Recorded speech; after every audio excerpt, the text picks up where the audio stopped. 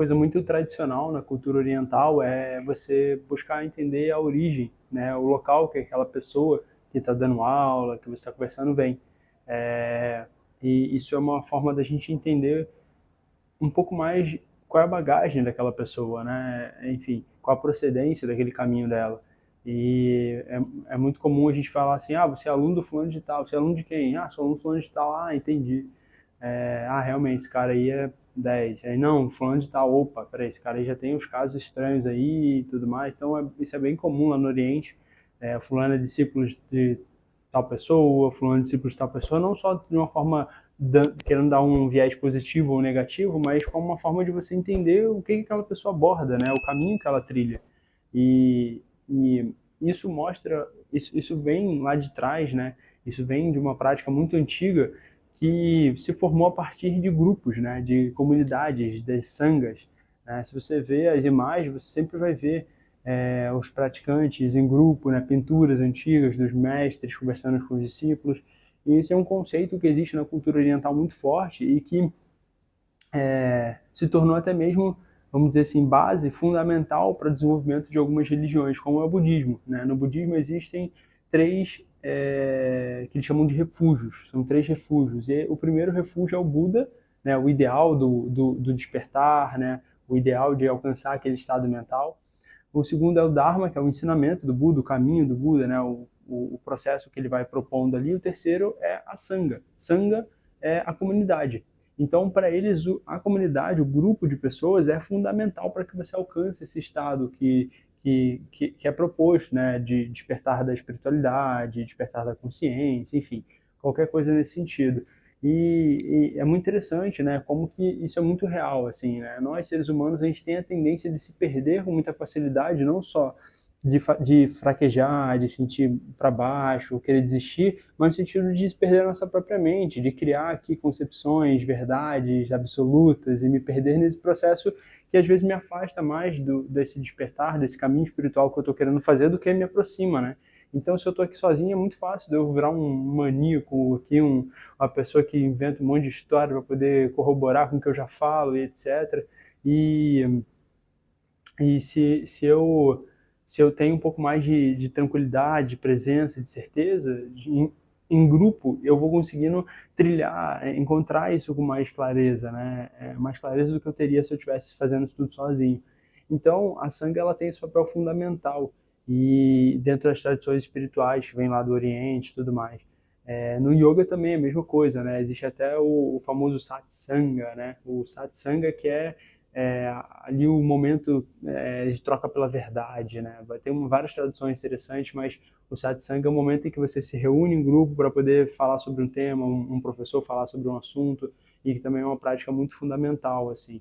Então, tendo parceiros, tendo colegas para poder sustentar, ajudar a gente a sustentar o caminho espiritual é fundamental, né? É fundamental para o nosso desenvolvimento. Existe até uma história no Zen que fala assim, uma chama, uma brasa, sozinha não pega fogo, ela apaga. E uma brasa, junto com outra, faz o sustento fogo, né? Então, o colega ele vai ser sempre o parceiro, o professor, o grupo, ele vai ser sempre aquele ambiente em que eu posso me ancorar. E o ambiente, vocês sabem disso, né? Tenho certeza que o ambiente muito influencia muito na nossa prática, né? É, influencia muito em qualquer área da nossa vida. Se a gente cresce em um ambiente com pessoas que estudam, né, os pais que estudam, enfim, parentes que estudam muito, se dedicam, a tendência é que a gente seja guiado, né, para essa mesmo desenvolvimento ali de estudar, de se dedicar. Se a gente está em um ambiente em pessoas que não sei, são pessoas que reclamam muito, que só reclamam, falam mal da vida o tempo todo, falam mal dos outros, fofoca e sei lá, só coisa ruim, a pessoa tende a ser essa pessoa quando crescer também. A influência do ambiente é muito forte. Tem uma pesquisa que foi feita lá no início do nosso século agora, no século XX, acho que foi 2003, eu acho, na Universidade de Parma, na Itália, né, sobre os neurônios espelhos. Foi quando eles descobriram os neurônios espelhos, né? E basicamente o que eles entenderam foi exatamente isso. Existem neurônios que eles são responsáveis exatamente por espelhar o ambiente, espelhar as pessoas. Então, não só as ações, mas até mesmo as emoções, até mesmo a forma de interação, né? Então, se eu se eu vivo em um ambiente onde as pessoas estão nessa busca mais elevada, né? As pessoas falam sobre autoconhecimento, espiritualidade, as pessoas leem sobre isso, as pessoas conversam, praticam, né? E praticam bem, praticam caridade, e ajudam o próximo, e são abertas, e tentam ser pessoas melhores a cada dia, a tendência é que isso me afete, né? Pode não me fazer me tornar um santo, né? Não é esse o objetivo, mas vai afetar a minha vida. Agora, se eu vivo em um ambiente o contrário, vai ser o contrário também, né? Se as pessoas estão nem aí para nada, só fazem maldade, enfim, são pessoas que maltratam os outros e os animais e faz, não sei o que, a tendência é ser assim também, né? Existe até uma teoria muito interessante aqui, eu estou unindo vários temas aqui para a gente poder entender a importância da sanga da comunidade, a nossa prática espiritual, é a teoria do René Girard, né, a teoria da mímese, né, o desejo mimético. O René Girard foi um sociólogo, antropólogo, enfim, ele criou ali uma espécie de tentativa de identificar, né, um padrão de comportamento na humanidade, e ele usava muito a teologia cristã, né, para poder identificar isso. E aí um resumo aqui, resumo bem resumido mesmo, ele fala sobre que todos nós temos dentro da gente um desejo, uma constante imitação do desejo do próximo, né?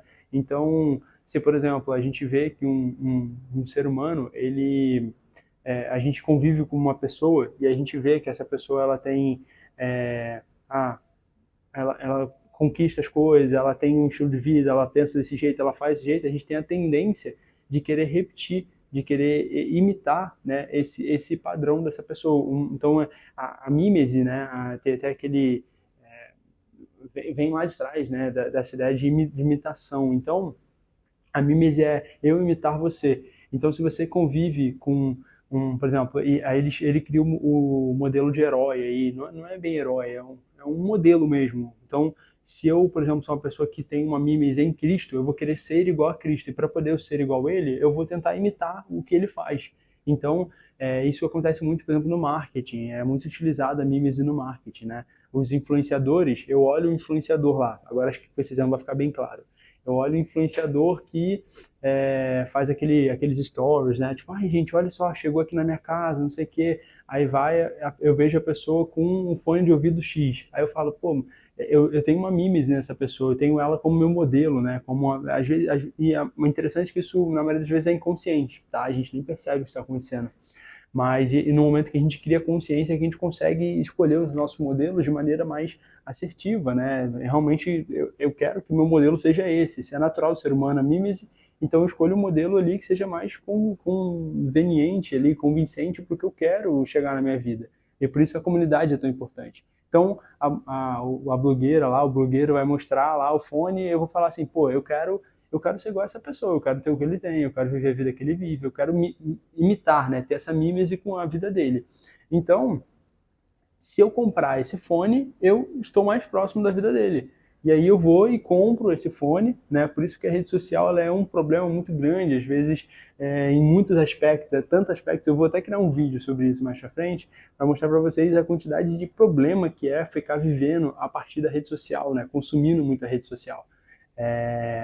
Existe uma forma segura da gente utilizar e tudo mais. Eu vou trazer mais para vocês esse vídeo até para quem tem criança em casa também, é importante, adolescente.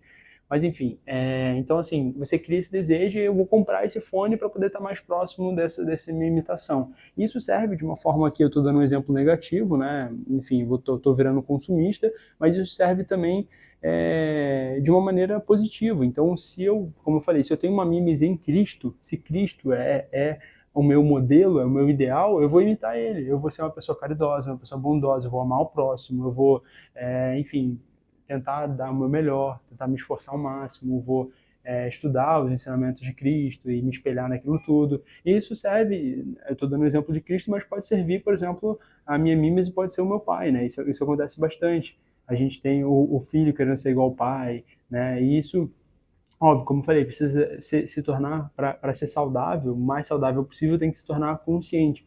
Porque nem tudo que o pai faz, nesse caso, vai ser uma coisa benéfica, né? O influenciador pode, em alguns casos, ser uma mímese boa.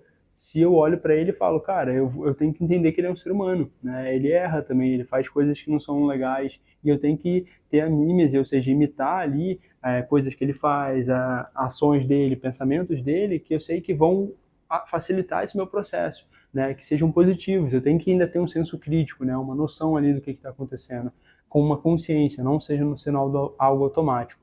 Então, a partir dessa ideia da mímese, a gente entende também por que a comunidade é tão importante. Se eu estou do meu lado, uma pessoa, se eu tenho um professor, um mestre que está ali falando, né, da importância da prática e tudo mais, eu tenho a consciência, né, e esse é o ponto importante. Eu já fiz outros vídeos aqui no meu perfil falando da importância de você trilhar o seu próprio caminho, né, e eu concordo, né, eu reitero essa importância, né, da gente ter essa consciência do nosso processo e a gente trilhar, a gente dar o passo. O professor, o mestre, né, eu gosto muito da palavra em japonês sensei. Sensei é como se fosse o mais velho, né, ou que já está há mais tempo trilhando o processo. Então ele não é um mestre, ele não é alguém especial que está lá em cima e eu estou aqui embaixo. Não, ele é só um cara que começou antes. Então ele tem mais experiência, ele caiu um pouco mais, ele é um cara que já fez a trilha, ele vai falar assim, ó, aí embaixo tem uma pedra aí, cuidado, que você pisar nela, ela desliza, já deslizei antes. Esse é o sensei. E eu acho esse papel fundamental, esse papel é importante, porque nós seres humanos, como eu estava falando, a gente tem a tendência a se perder, né? A gente tem a tendência a errar, e a se perder em verdades absolutas e se fechar em verdades absolutas. Então, o papel do sensei, ele tem esse fundamento de virar e falar assim, olha, cuidado ali naquele negócio ali, tá? Isso aqui você tem que tomar cuidado. Igual eu falo aqui, eu tenho muitos alunos mulheres, eu viro e falo, olha, vocês querem retiro? Toma cuidado para não retiro, qualquer pessoa no meio do nada. Tem muitos casos estranhos aí nesse meio de yoga, tem muita gente estranha, casos de abuso, enfim, situações estranhas mesmo que às vezes não vale a pena. Você está querendo ir para um lugar com uma pessoa que você não conhece, viu na internet um anúncio no meio do nada e pode ser perigoso, pode colocar sua vida em risco. Então eu estou aqui dando um papel dando um papel disso, de uma pessoa que já está há mais tempo, já viu coisas estranhas, já fala a pessoa tomar cuidado, mas eu não estou alegando nada, falando que tem que ser assim, desse jeito, só pode fazer retiro comigo porque eu sou professor. Não, tá tudo bem, faz com outras pessoas, mas conhece, ganha ali pesquisa, alguém que já foi, falando já foi, tá, beleza, então é tranquilo, vou lá. Então, tranquilo, mas tendo essa consciência, o caminho espiritual exige essa consciência para você trilhar ele, tendo um norte, tendo uma pessoa que pode te dar dicas, pode te auxiliar, pode te ajudar a tirar dúvidas, te ajudar às vezes a sair dessa prisão desse centramento, né, desse ego muito forte que trava a gente aqui no eu, mas ao mesmo tempo a gente precisa trilhar o caminho por nós mesmos, ou seja, a pessoa dá uma dica, mas a gente continua caminhando, senão se torna uma fé cega, né? Se torna um processo cego ali e aí, sabe? E aí, eu vou acreditar em tudo que você está falando e aí tanta barbaridade que a gente vê por aí afora, né? Então, assim, essa breve pausa, né, para falar sobre esse processo de você trilhar o caminho, mas, resumidamente, o professor, você tendo um bom professor ali, um professor que realmente vai ser uma boa mímese, é um processo consciente, e eu digo isso até comigo mesmo, né? Se as pessoas olham para mim e falam, é legal, eu quero estudar, eu quero praticar com você, eu gostei da forma que você aborda o yoga, da forma que você aborda o autoconhecimento, achei bacana, eu vou fazer. Olha para mim com as coisas que sejam úteis, né? Que a mímese seja algo útil para vocês tirarem algo positivo aqui e o que não for de positivo, que eu tenho muitas coisas que não são de positivas, eu sei disso, né? Tenho consciência disso, vocês podem descartar, e essa é a consciência que a gente precisa. A comunidade, ela dá essa possibilidade pra gente ter a mímese, né? Eu realizo a mímese, por exemplo, muito consciente com o meu professor do jiu-jitsu, né? Com meus professores aqui do yoga, né? Com meus professores do budismo também. Agora eu tô estudando psicanálise, meu professor de psicanálise é uma grande mímese para mim, né? Uma grande imitação no sentido de eu olho para as coisas que ele fala, a forma que ele tem conhecimento, falo, cara, que bacana, eu quero ter esse conhecimento também, eu quero me aprofundar e eu quero saber os livros que ele leu para eu ler também. Então, tudo isso sendo feito de forma consciente vai auxiliar a gente na busca espiritual, né? Vai sempre ser um norte positivo para a gente, porque eu tenho uma comunidade de pessoas que estão nesse mesmo processo, né? Nesse mesmo impulsionamento. E eu tendo a mímese com essas pessoas, a tendência é o quê? Eu caminhar, eu subir cada vez mais a montanha, conseguir caminhar cada vez mais nessa jornada que a gente está trilhando aqui. Então, foi até pensando nisso tudo que eu construí a comunidade Bodhicitta, né? Foi pensando nisso tudo, e a gente está próximo de pessoas que são semelhantes à nossa busca, né? Pessoas que querem o autoconhecimento, pessoas que querem o bem do próximo, que querem o bem de si mesmo, né? Que querem encontrar paz, sabedoria para poder viver a vida com mais clareza. Foi nisso que eu criei a comunidade Bodhicitta. Inclusive, eu deixo o link aqui embaixo, o primeiro link de todo o vídeo, para vocês conhecerem a comunidade Bodhicitta. Quem quiser, tem um videozinho lá eu explicando como é que funciona. Se você ainda não faz parte, né, o que eu recomendo faz o plano, a gente tem 3 planos lá, faz o plano mensal, né, que não gera nenhum vínculo, é só por um mês. Se você achar que é legal, participa com a gente das 2 aulas, né, a gente tem encontros quinzenais de estudo, meditação. Participa, vocês gostaram, continua, né? Continua ali com a gente, faz o outro plano que dá mais desconto, ou continua com o mensal se você não quiser fazer nenhum compromisso ali, mas é interessante você fazer parte ali, experimentar, ver como é que é, né? Sentir, às vezes vai ser uma coisa muito interessante, vai ser uma coisa muito útil para você, né? Tá num grupo assim.